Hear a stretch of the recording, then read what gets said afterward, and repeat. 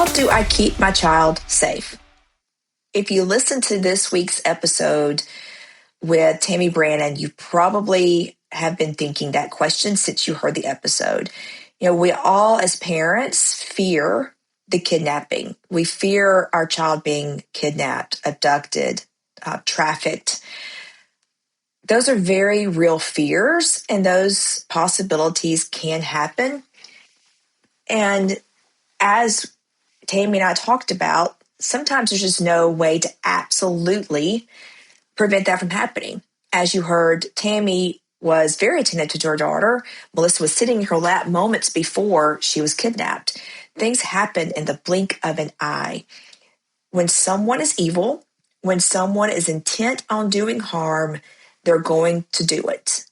And they're going to find a way to do it. And it takes a second, just a second. I'm Tanya Hendrix, host of Legacy Her Way. And this is the podcast where we explore how women define and build legacy on their own terms. Legacy isn't just about what we leave behind someday. It's about the choices we're making right now. Who we're building something for, what we're building and preserving, and how to create legacy, peace of mind, and margin along the way.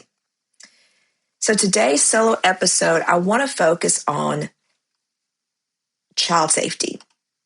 And this is actually part of my legacy. You may know, you may have heard some other episodes where I talked about working with trafficking victims. So I became an attorney. The whole reason I became an attorney was to help abused women and children. That was kind of my calling from God when I was a senior in high school. So when I went to college, I knew my path was going to go to law school, and I was going to help abused women and children.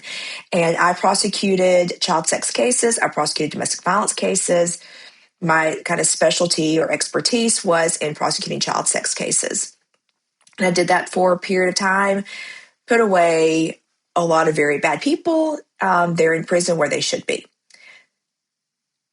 And for various reasons, I stopped prosecuting, but I still worked with abused women and children. I still volunteered my time. I still put forth in a lot of effort to try to raise awareness to particularly domestic violence. And then in 2009, I heard about sex trafficking, domestic minor sex trafficking. And this was before people were really talking about it. There wasn't a lot of national media about it. There were no celebrities banging on the door saying, hey, there's a problem. This was a period of time where people weren't really talking much about it. There were some movements. There were some movements within the federal government to pass laws for trafficking victims. So things were recognized at this time, but it wasn't, I call it the cause du jour. It wasn't something that everybody was talking about. It wasn't like celebrities weren't hopping on the bandwagon. Celebrities weren't coming out saying, we need to help these victims. This was a period of time when nobody was really talking about it. And so in 2009, when I first heard about trafficking, I was introduced to the head of search operations for Class Kids Foundation. Class Kids was created back, I don't know exactly when, like 94, 95. So in 1993, Polly Class was abducted from her home. She was having a slumber party with some other girls, and this evil person snuck in, put a knife to her throat, and abducted her, took her out. He then sexually assaulted her and killed her. She was found, I think, it's been a while since I looked at it, but I think it was like 30 days later, maybe longer than that. But the Class Kids was founded by Polly's dad, Mark Class. And Mark, in this search for Polly, there just wasn't much. At that time, it was 1993, so there wasn't much offered for resources for parents of missing kids as to forming a search party, doing all the things that need to be done. Like there wasn't a lot of help. And so Mark founded Class Kids Foundation to help families so that he would, in Class Kids, they would search for missing children. And families of missing children call the foundation, say, our child's missing, we need help. And then Class Kids will go out and they can manage the search. They could get the volunteers, train the volunteers. Anyway, in 2009, I was connected to the search director, national search director for Class Kids. He happened to be living 30 minutes from me. And so I got connected with Class Kids and started learning about missing children, trafficked children. So missing children often become trafficked children. And it could be a number of reasons of how that happens, but they have found the reason that Class Kids started working with trafficking is because they were finding missing children and realizing these children were being sold for sex, like they were being prostituted, and they became trafficking victims. And so Class Kids, like, there is a connection here. Missing kids become trafficked kids. And so that's how they started really kind of working with trafficking victims. That's how I got connected and introduced to Class Kids. And I helped them with searching for missing people. Like, I went out on the searches with people. I got trained, laced up my snake boots, walking through swamps, walking through wooded areas, looking for missing people, adults and children. But I also was working with the trafficking side. Like, we literally searched for trafficking victims.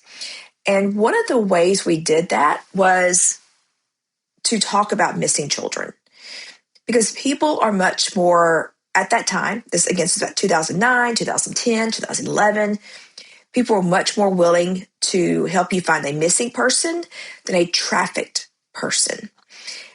And the reason is some of the people who were management, admin, or whatever places where trafficking victims may be were sometimes helping, harboring there, because they were sometimes getting money from the trafficker. And so they would not be willing to say, oh, yeah, I got this trafficking operation happening in my hotel or in this business, whatever it may be. But if you go and say, hey, we're looking for these missing children, they would be willing to talk about that. They'd be willing to say, oh, yeah, I've seen that person or I haven't seen that person. Or you can even see by their response whether or not they knew what was happening. Because sometimes they would come across a picture and their body language, everything would change. You're like, okay, they've seen this person, they know something. Anyway, that was something that I did. That's part of my legacy, because I did help a lot of women, a lot of victims of trafficking in various ways. But today I want to talk about child safety. And there are just some things that families can do, because when you heard the episode with Tammy Brennan, she expressed some concern about, like, thinking through things that could have happened. And every parent who has a missing child thinks through those things. They think through all the worst case scenarios.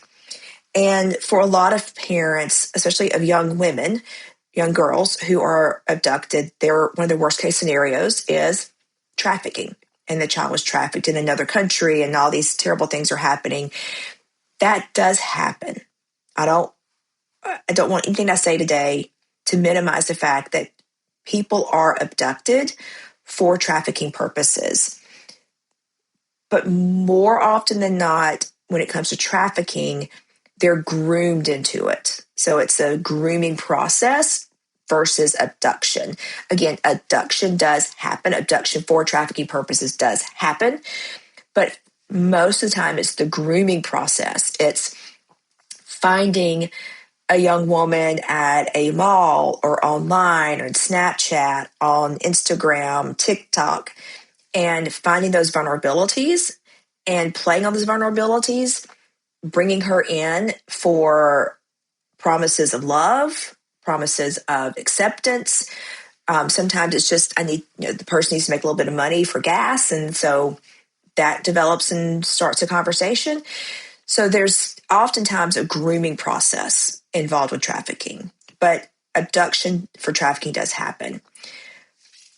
So for parents, my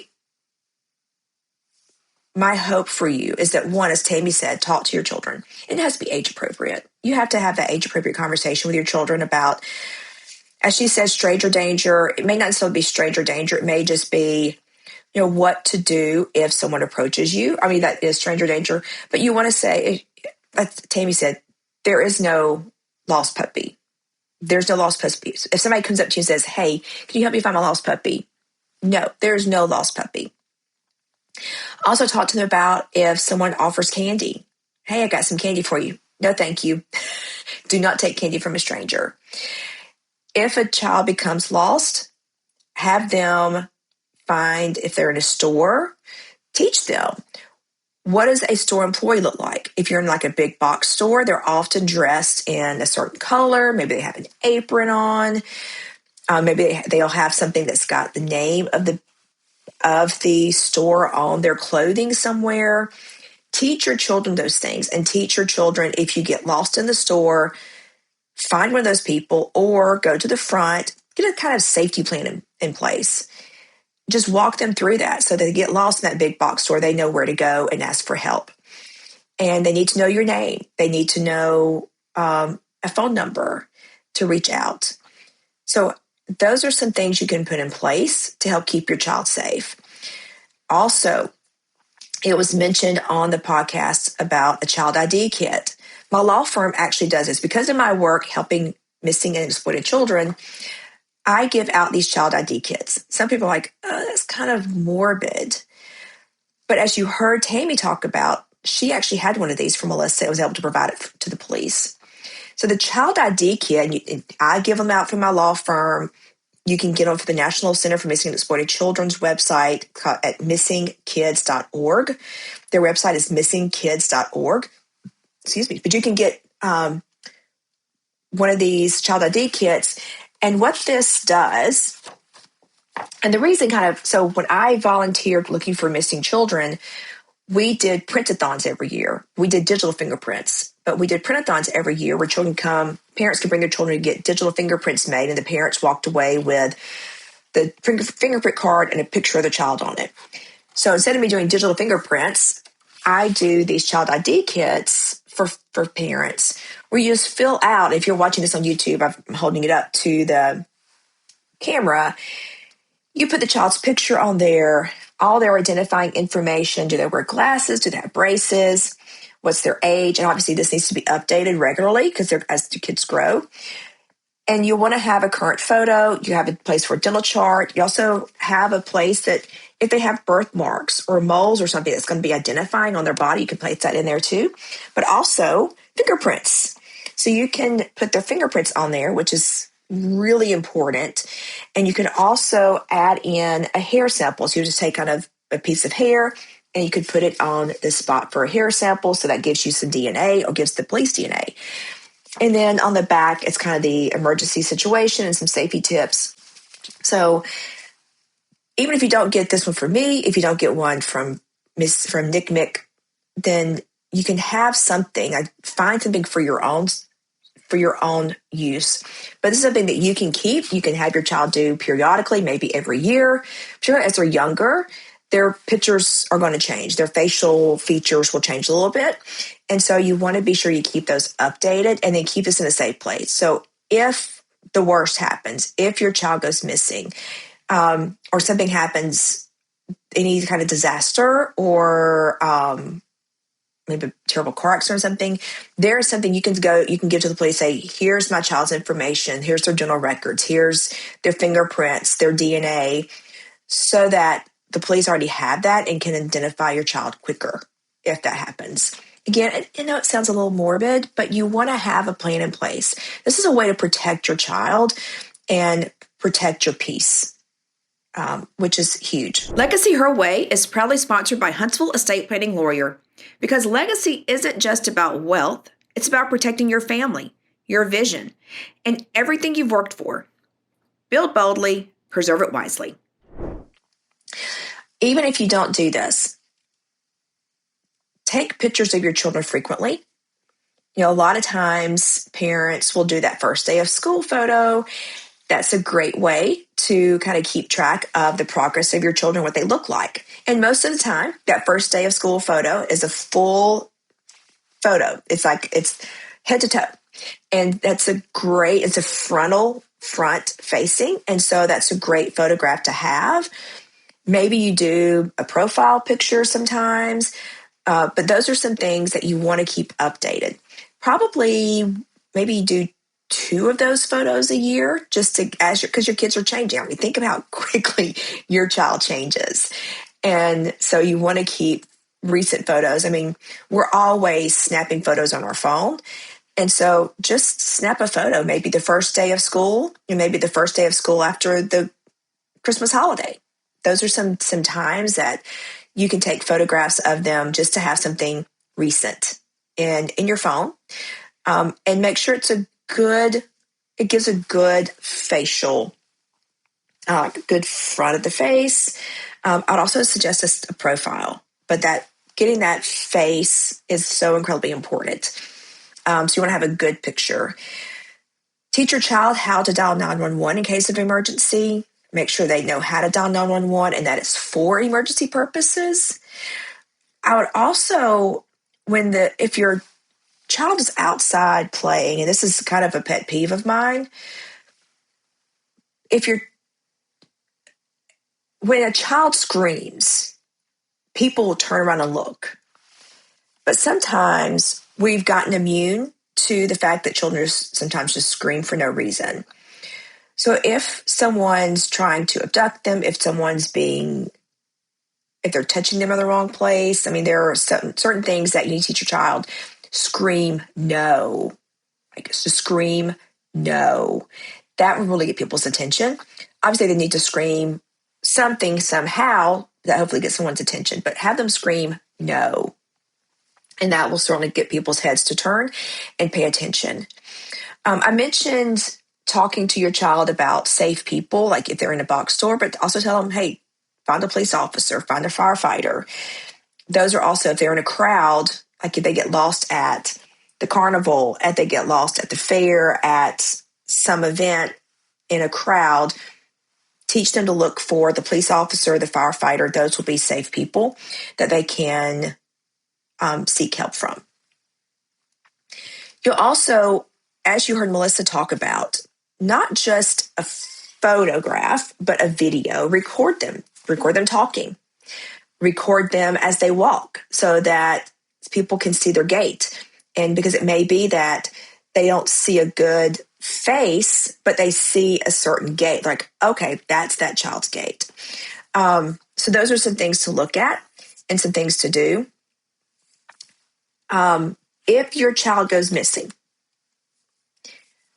look through the house and kind of see if they're not there. If you, and like in Tammy's situation, she was at another location. They immediately started looking all around the grounds, this clubhouse facility. They're looking all through there. They were looking, like she said, she waited to see who came out of the bathroom. So you look in those immediate places first. If you're at home, you look in the closets, you look under the bed. If you have an attic, look in the attic. Make sure that they're not in the vehicle. So look in those types of places. And if you can't find them, call the police. Call friends. If they have friends like neighbors, you want to call the neighbors and see, is my child over there? And if not, then call the police and get the police involved.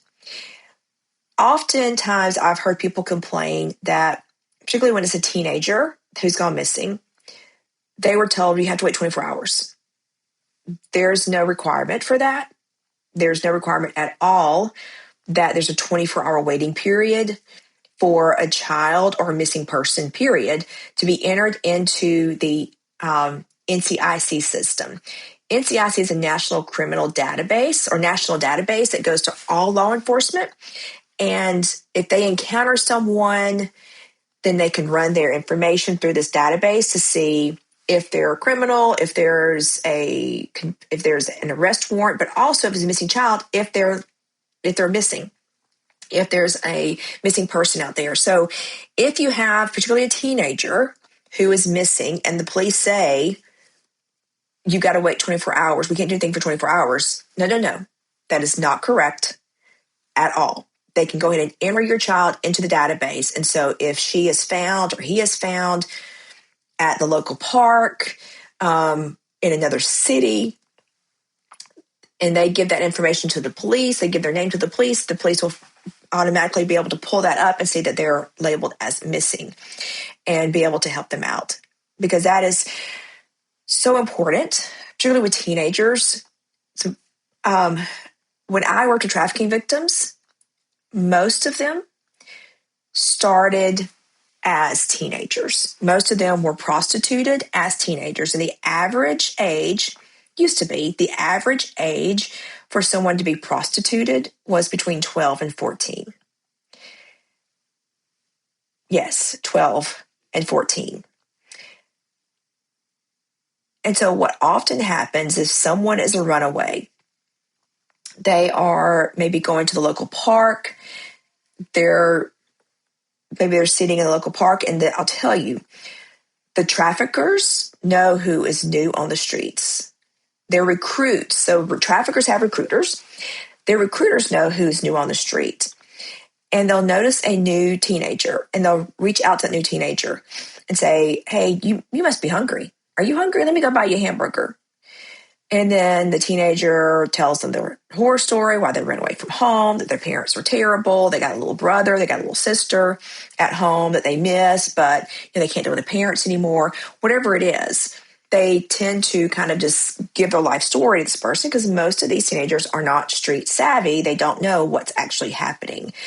And this person's listening, they're being attentive, showing concern, making sure they have enough food to eat, and they go, you shouldn't be, the street's not safe. That park bench isn't safe. Why don't you come to my place and hang out for tonight? We'll keep you warm, have a hot shower, there'll be food there. And then the next thing they know, they're being prostituted. So maybe they go straight to the apartment, they're beaten, and then they're prostituted. So it's that easy. It's really that easy. And statistically, oh gosh, I haven't looked at the statistics in a long time. Back when I was working with trafficking victims all the time, the statistics were, I think, a third of runaways will be trafficked within the first 48 hours. It is quick. And so it's vital that if you have a teenager who runs away, call the police, start looking, start checking their devices, see who they've been talking to online, talk to friends, find out what's happening. If a couple of days goes by, you can also do a Facebook page, help find somebody, whatever the child's name is. I'll tell you, the Facebook pages, the social media searches were incredibly helpful. When I was volunteering with class kids, there were one of the things I did was I did some of the intakes. So if someone in the Alabama kind of the southeast area, if someone's child was missing and they reached out to class kids, I would sometimes do the intake, and I would talk to those families right off the bat and get all the information from them. And then we would tell them to create a Facebook page saying this person is missing, and we would share all that information. And there were times that because of all the Facebook shares, and I'm not going to say it's necessarily from what we did, but I know there were documented cases along the way that because of social media shares, because of people raising awareness through social media, that missing people were recovered, that someone would see this missing child walking the street or missing adult sitting on the curb.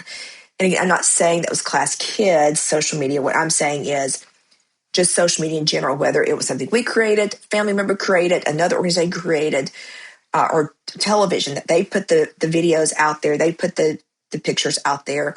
When people see those missing people on social media, they will pay attention, and they'll often be the ones who see someone out and able to turn them in.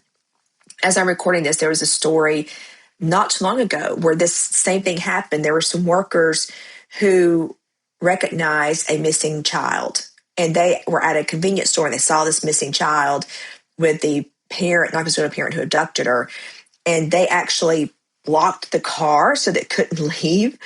With the way the car had parked, they were able to block the car so that it couldn't leave. and the police got there and rescued the child. So you, the listeners, are the eyes and ears that the parents need, because a parent can't be everywhere.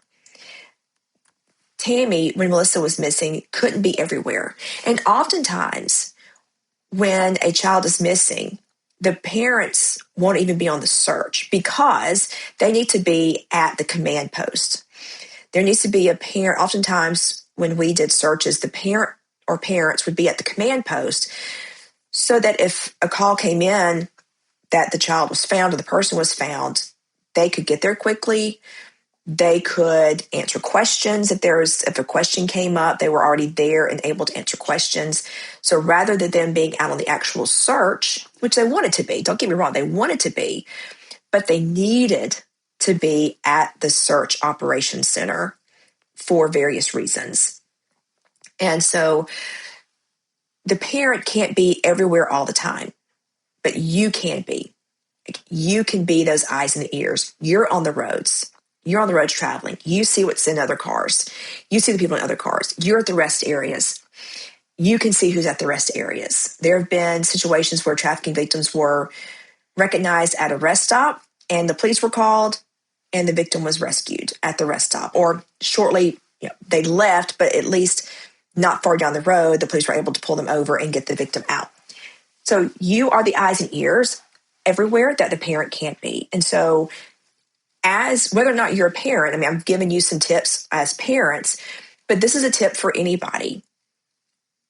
Just be aware of your surroundings, like who's out there, what's going on, because you may be the difference in whether or not a child is recovered. Even if you think something doesn't really matter, like it's a minor detail or a minor thing, maybe it was a strange car that was in your neighborhood. Maybe there was a car sitting there. It was weird that it was just sitting there, but it was just sitting there for like an hour. Or you're watching some odd behavior between a child and adult in the McDonald's or whatever fast food place or at the gas station or rest stop. Maybe there's something that's like odd. It strikes you as odd. Sometimes we don't want to speak up. Sometimes we think, I'm not going to get involved. It's not my problem. I'm probably just being, overly whatever. And sometimes when I'm on social media, I see people post things. I'm like, you're just overly sensitive. That's not really what was happening, but you're overly sensitive. I would say if you see something, say something. Even if you feel like, well, maybe I'm just being overly sensitive because I've heard so much about trafficking. I'm just really worried. It's just not every situation is trafficking, and it's not. But if you see something that just strikes you as very weird, kind of gives you an uneasy feeling, say something about it. Reach out to somebody. When I prosecuted child sex cases, I would hear sometimes that maybe a child had reported something to a teacher or trusted adult, and they did nothing because that person thought, the trusted adult's like, they're making that up. They're lying about that. There's no way this person would do that to that child. My response was always, and when I would train teachers, when I would train other professionals, I say, it's not your job to investigate. It's the police officer's job to investigate. It's your job to report. And so you don't have to figure it out. If you see something that seems odd, seems strange, report it, let the police investigate it. It may be nothing, but it may be something. And you could be saving a child's life. You could be saving a trafficking victim's life. So if you see something, say something. With Tammy's situation, Melissa's never been found. And this goes back, Melissa went missing in 1989. There may be somebody who saw something, heard something that didn't seem important, but really was important or really is important. Now, Tammy doesn't have closure because she doesn't know what happened to Melissa. Melissa's never been found. And there are so many families in that situation. And I follow some of the families that I worked with and helped when I was volunteering with class kids. They still have their children, their loved ones are still missing. And still to this day, they're posting on social media all the time, help us find her, help us find him. And I just can't, I've talked to these parents, I've talked to these loved ones, but I can't wrap my head around how difficult it must be to go to bed every night and not know where your child is laying their head or what they've had to do that day or if they're even still alive. You don't know what happened. And that is just a sickening feeling. And so if you see something at all, say something. Report it and let the authorities track it down and figure out if it's something or not. But help a family out. Help a mom out who's missing her daughter, missing her son. And for those of you who have children, have grandchildren, I hope that you take some of these safety tips to heart. There are so many other things you can do. I once I was speaking at an event one day and about trafficking, and a father was there with his young daughter, and he asked, "What can I do to make sure she's not trafficked?" And my response to him, treat her mother the way you want her treated. And I said that because if you remember a few minutes ago, I said a lot of trafficking victims are groomed. They're groomed into it. And the grooming process starts with a vulnerability. The trafficker sees a vulnerability. And if you, as the father in her life, in your daughter's life, are modeling the respect, the value that you believe your daughter has, if you're modeling that to her mother, she's going to see that's the type of person I want and be less likely, I'm not going to say not going to, be less likely to fall for some of those grooming tactics.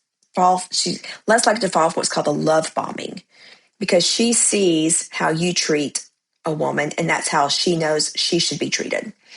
So for those of you who, if you're a male listening, you have daughters, take that to heart. Treat her mother the way you want her treated because I think when you think about, I've heard men talk about being a girl dad. It's just different, and you get this protective mechanism. This protection just wells up in you because you want to protect her, and so you have to model that to her.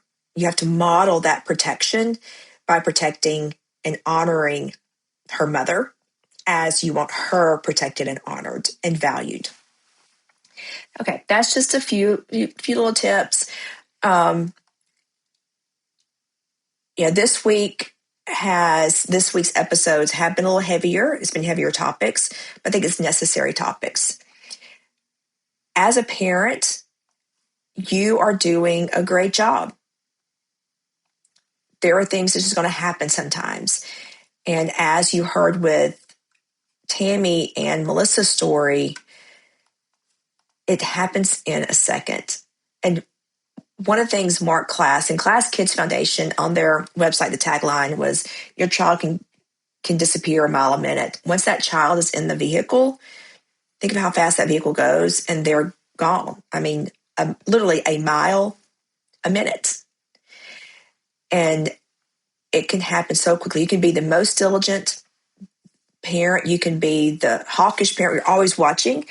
And then you turn away for a second to put on a coat and they're gone.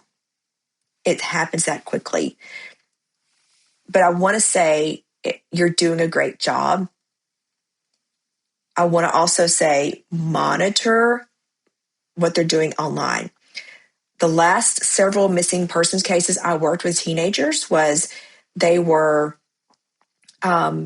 recruited from online sources, whether it was an app, those kind of things. There used to be an app called Kick, and it was kind of like Snapchat where they can have conversations online through this app and they can find one another. Also video games where they have live interaction with people. You don't know who's on the other end of that video game. So your son may be talking to somebody who they think is a 10-year-old little boy, but it's actually a 40-year-old man. So be very diligent with their computer use. Monitor who they're talking to, monitor who their friends are on social media, and make sure that if they're a friend on social media, it's a friend down the street. Like it's somebody that you can actually walk to their house and meet the parents and meet the child. So you know that they're talking to an adult. And learn all the acronyms that they use. Because there's some, like if they're texting, they'll say there's some acronyms about parents in the room. Just Google and learn all those things so that you can stay prepared.